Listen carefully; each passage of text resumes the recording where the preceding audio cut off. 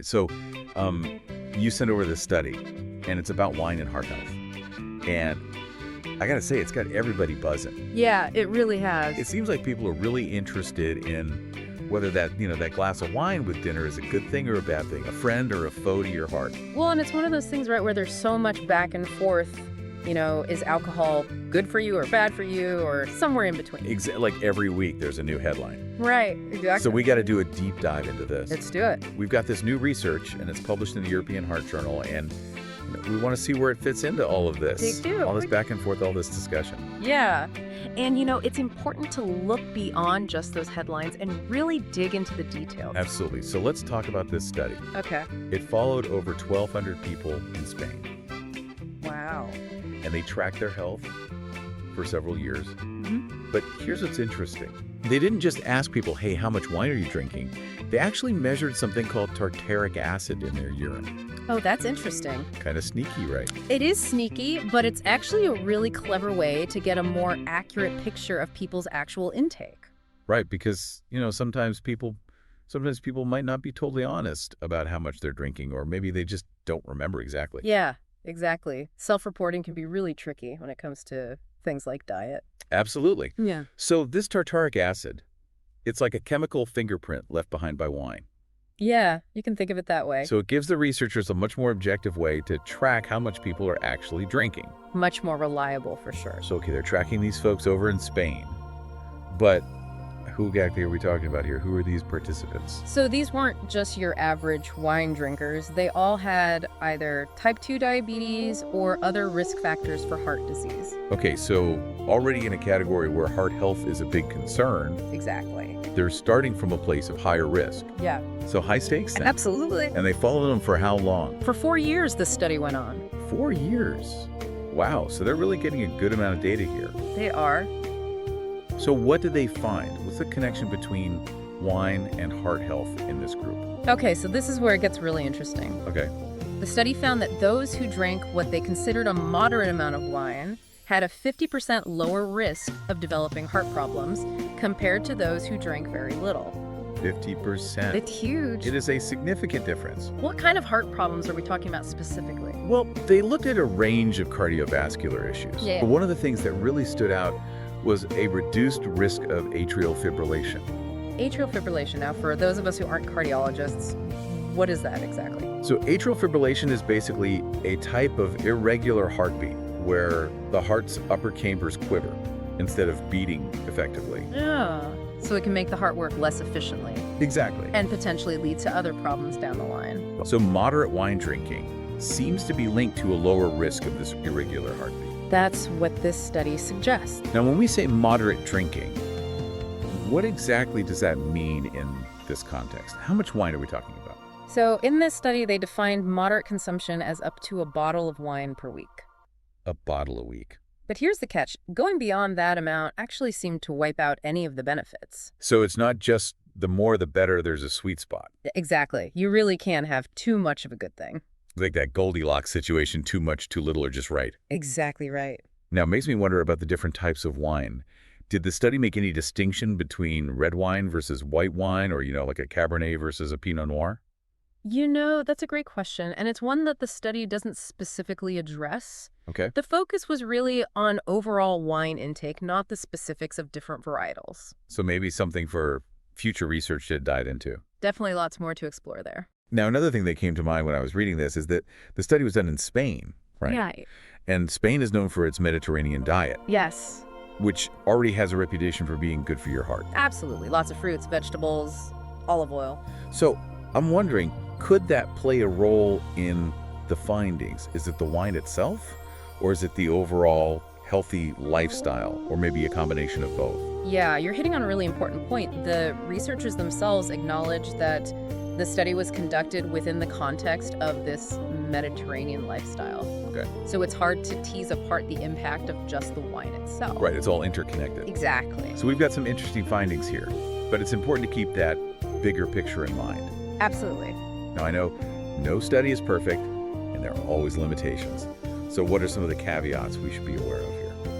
Well, one thing is that the study only followed participants for 4 to 5 years. Okay. Which is a decent chunk of time, but it's not a lifetime. Right. So longer-term studies are needed to really see if these benefits hold steady over decades. Makes sense. We need to see the long game. Exactly. And while they controlled for a lot of factors in this study, there's always a chance that something else could be playing a role that wasn't accounted for. It makes you realize just how complex all of this is. Right. There are so many variables when it comes to our health. Absolutely. Another thing that occurred to me is that this was an observational study, meaning it shows a correlation, but it doesn't necessarily prove that moderate wine consumption directly causes these improvements in heart health. That's right. It's an important distinction. So we're seeing a link, but more research is needed to confirm a cause and effect relationship. Exactly, and to really nail down those mechanisms. Okay, so it's not a definitive answer, but it definitely gives us something to think about. It does, and it sparks a lot of interesting questions for future research. Absolutely. All right, so we've talked about the study's findings, the limitations now. Let's dive into some of the potential explanations for these results. So what are some of the theories out there? Okay, so one area that researchers are really interested in is the role of polyphenols. Polyphenols. Okay, I've heard that word before, but remind me, what are those again? So polyphenols are these compounds found in plants, and they act as antioxidants in our bodies. Okay. And red wine happens to be a pretty good source of certain types of polyphenols. Ah, so that's where the red wine connection comes in. Exactly. And these polyphenols have been shown to have some anti-inflammatory properties, and they might be able to protect against cell damage. So red wine, antioxidants, fighting inflammation. It's starting to sound like a health food commercial. Right. But I'm guessing red wine isn't the only source of these beneficial compounds. Oh, definitely not. You can find polyphenols in a wide variety of fruits, vegetables, even things like tea and dark chocolate. So it's not just about popping open a bottle of Merlot. Exactly. A healthy diet that's rich in all sorts of plant-based foods is going to be your best bet. It's all about the bigger picture. Absolutely. Okay, so we've talked about the polyphenols, but what about the alcohol itself? I always thought alcohol was generally considered bad for you. Yeah, it's not quite that simple. Go. While heavy drinking definitely has a lot of negative health effects, Right. some studies have actually suggested that moderate alcohol intake, regardless of the type of alcohol, might have some positive effects on things like cholesterol levels and blood clotting. Interesting. So it's not just about the antioxidants in red wine. There might be something about the alcohol itself in moderation that contributes to heart health. That's what some of the research is pointing to. But of course, we have to balance that against the potential risks. Absolutely. Even moderate drinking isn't right for everyone. Right. Certain health conditions, family history, all of that needs to be taken into account. It's crucial to talk to your doctor to figure out what's right for you. Couldn't agree more. Now, this study was done in Spain. Did the article mention anything about whether these findings might apply to other populations? You know, maybe in places where people have different drinking habits or cultural norms around alcohol? That's a really great question, and it's something that the article touches on. Okay. They point out that the study was part of a broader investigation into the benefits of the Mediterranean diet, which is really prevalent in countries like Spain, Greece, Italy. Right. And the researchers seem to believe that the heart-healthy benefits they observed with moderate wine consumption are closely tied to that specific dietary pattern. So you're saying it might not be the same in a culture where wine isn't as integrated into daily life. Exactly. It's hard to say for sure without more research. It makes you wonder how much those cultural and dietary contexts really matter. Yeah, it's a fascinating area for future study. Absolutely. Okay, so we've got the potential benefits, the limitations, the cultural considerations. What other insights did the article offer? Well, one thing they talked about was the potential economic implications of these findings, particularly for the wine industry. Makes sense. If it turns out that moderate wine consumption really is good for your heart, you could see increased demand, and that could be a big boost for wine-producing regions. Yeah, and it probably wouldn't hurt wine marketing efforts either. Right, exactly. Okay. But as always, it's important that any claims about health benefits are backed up by solid scientific evidence. Absolutely. We can't let marketing get ahead of the science. Agreed. Now, I know we often hear about the so-called French paradox, where the French have relatively low rates of heart disease despite a diet that's high in saturated fats. Right. And this is often attributed to their love of red wine. Yes, the classic French paradox. Did this article touch on that at all? It did. They mentioned that while the French paradox is a popular idea, the scientific evidence to support it is actually mixed.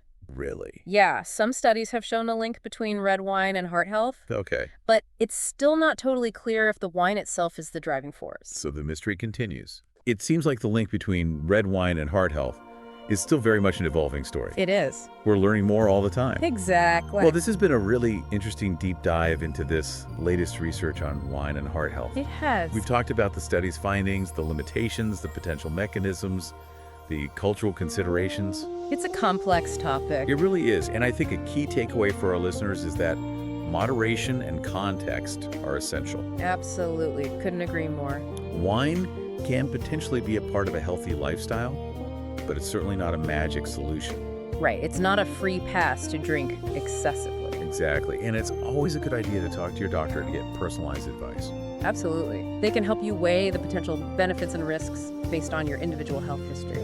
So to wrap things up, I think the main message here is that while that glass of wine with dinner might offer some potential heart health perks, it's not a magic bullet. Right. Moderation, context, individual health considerations, these are all crucial pieces of the puzzle. Couldn't have said it better myself. Cheers to that, and thank you, dear listener, for joining us on this deep dive into the fascinating world of wine and heart health. Cheers to that, and to always being open to learning and exploring new perspectives. Yeah, 4 or 5 years, that's a good amount of time, but you know, things can change over the long term, right? Right. And, you know, even though they tried to control for different factors in the study, there's always the possibility that there's something else going on that they didn't account for. Yeah, it's like you can never control for every single variable. Exactly. It makes you realize how complex all of this really is. It does. And another thing that I was thinking about is that this was an observational study. Right. So it shows us that there's a connection there, but it doesn't necessarily prove that moderate wine consumption is the direct cause of these heart health improvements. Exactly. It's correlation, not causation. Right. So we're seeing a link, but we need more research to really confirm if it's a cause and effect relationship We do. and to figure out exactly how it all works. Right, those mechanisms. So it's not a definitive answer, but it's definitely a starting point. It is. It gives us some clues, and it opens up a lot of interesting questions for future research. Absolutely. Yeah. So let's dive into some of those questions now. What are some of the theories about how this might actually work? Like, why might moderate wine consumption be linked to better heart health? So one area that researchers are really interested in is the role of polyphenols. Polyphenols. Okay, now I've heard that term before, but refresh my memory.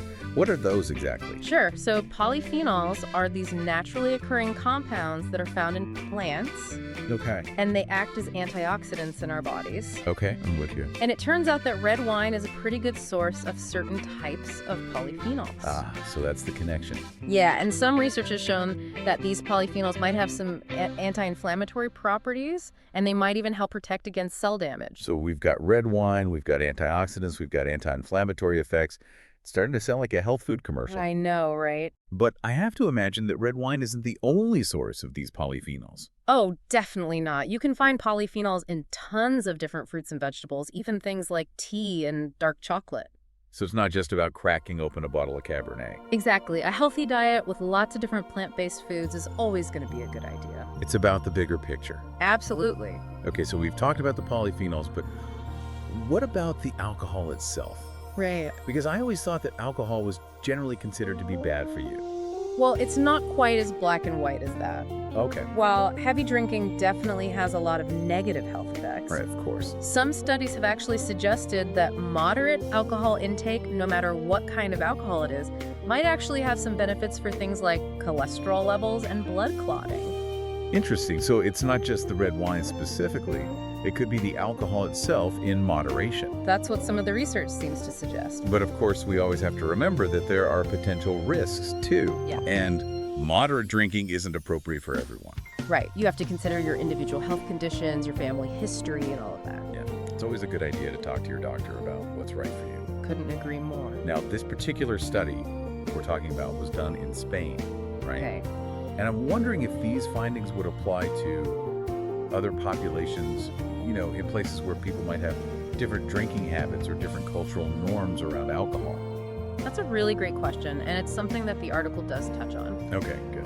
They point out that the study was actually part of a larger investigation into the benefits of the Mediterranean diet, Right. which is common in countries like Spain and Greece Greece, and Italy. And the researchers seem to think that the positive effects they saw with moderate wine consumption are pretty closely tied to that specific dietary pattern. So you're saying that it might not be the same in a culture where wine isn't as much a part of daily life? Exactly, and that's something that would need more research to figure out for sure. It really makes you wonder about how much those cultural and dietary contexts really matter. It does. It's a fascinating question. So we've got the potential benefits, we've got the limitations, we've got these cultural considerations. What other interesting points did the article bring up? Well, one thing they discussed was the potential economic impact of these findings. Okay, interesting. Particularly for the wine industry. Yeah, because if it turns out that moderate wine consumption is actually good for your heart, right, that could lead to a lot more demand. Exactly, and that could be a big boost for areas that produce wine. Yeah, and I'm sure it wouldn't hurt wine marketing efforts either. Right. I can already see the slogans, drink wine for a healthy heart. Exactly. But, of course, it's important to remember that any claims about health benefits need to be supported by solid scientific evidence. Absolutely. We can't let marketing get ahead of the science. Now, we often hear about the French paradox. Yes, the French paradox. Where the French have relatively low rates of heart disease, even though their diet is pretty high in saturated fats. Mm-hmm. And people often say that this is because they drink a lot of red wine. Right. Did this article talk about that at all? They did, and they pointed out that while the French paradox is a really intriguing idea, the scientific evidence to back it up is actually mixed. Oh, really? Yeah, so some studies have shown a connection between moderate red wine consumption and better heart health. Okay. But it's still not entirely clear if the wine itself is the reason why. So it's not as simple as drink red wine and you'll have a healthy heart. And not necessarily. There could be other factors at play. So the mystery continues. It does. It seems like there's still a lot that we're learning about the relationship between red wine and heart health. Absolutely. It's an evolving area of research. It's fascinating to think about how long wine has been associated with health and medicine. I know. It really is a long history. Do you think there was ever like a turning point? Where those ideas started to shift? Yeah, definitely as modern medicine really started developing in the 19th and 20th centuries, the use of wine as medicine, as a primary treatment started to decline. That makes sense as we developed more, targeted and effective treatment. Exactly. We gained a much deeper understanding of diseases and how to treat them. And, wine just wasn't cutting it anymore as the main solution. Right, like back in the day, sometimes wine was actually safer to drink than water. Exactly, and it had some antiseptic properties too, so it wasn't totally unfounded. Right, but thankfully we've come a long way since then. We have.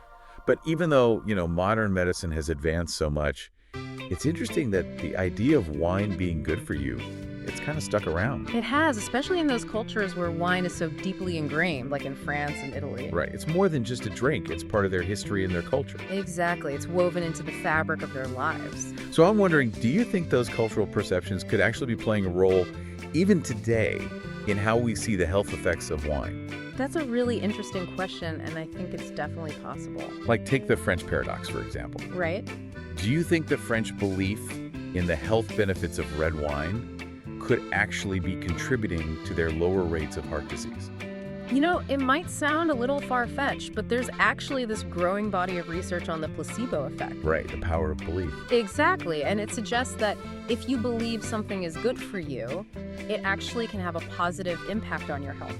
Even if we don't fully understand the mechanisms behind it. Right, it might be a combination of psychological and physiological factors. It really makes you think how much of what we consider healthy is shaped by our beliefs and our cultural traditions. It's fascinating, isn't it? It shows how complex the relationship between mind and body really is. Well, I think this deep dive has really brought us full circle. It has. We started with this new study on wine and heart health. Mm-hmm. We looked at scientific evidence, the limitations. Right. We explored the cultural and historical context. And even the power of belief. Exactly. And I think what we've learned is that the connection between wine and our health is far from simple. Definitely not a simple answer. There are potential benefits to moderate consumption, but it's not a one-size-fits-all situation. Right. It's crucial to consider your individual health, your lifestyle, your cultural background. And of course, it's always a good idea to talk to your doctor to get personalized advice. Absolutely. They can help you weigh the potential risks and benefits based on your specific circumstances. So to wrap things up, I think the main message here is that while a glass of wine with dinner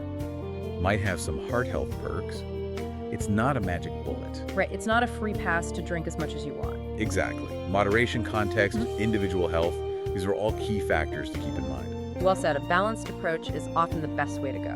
Cheers to that, and thank you so much for joining us on this deep dive into the world of wine and heart health. Cheers to that, and to always staying curious and open to newer information.